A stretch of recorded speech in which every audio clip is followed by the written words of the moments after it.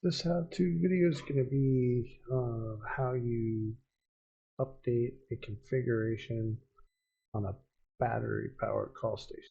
So battery-powered call station works differently from one that's normally powered. Because it's on batteries, it basically goes to sleep unless someone presses a button to make a call.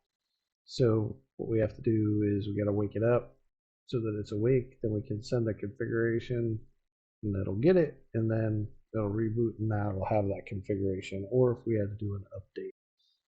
So what we want to do is we want to go onto the actual call station itself, and there'll be this little square IE clear button. So you're going to hold that down, and while you're holding that down, you're going to press down the number 1 button. And when that happens is you'll see all these LEDs will go solid. So I'm going to do that here. And basically what's going to happen is if you go into your system, so your VT3000 core software, and then under diagnostics, your device status, right? So you can go here, device status. What you're going to see is your call station is now going to be bold. So that means it's awake and you can send a configuration to it.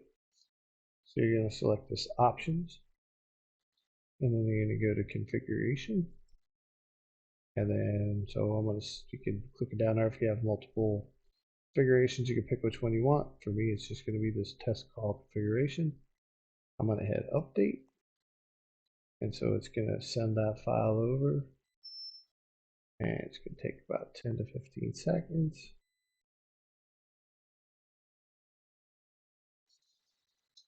And now it should refresh. And now you'll see that it's called test call station number 1. It accepted that configuration. And it's no longer a bold, which means now it went back to sleep. That will conclude this video on how to update a battery call station configuration.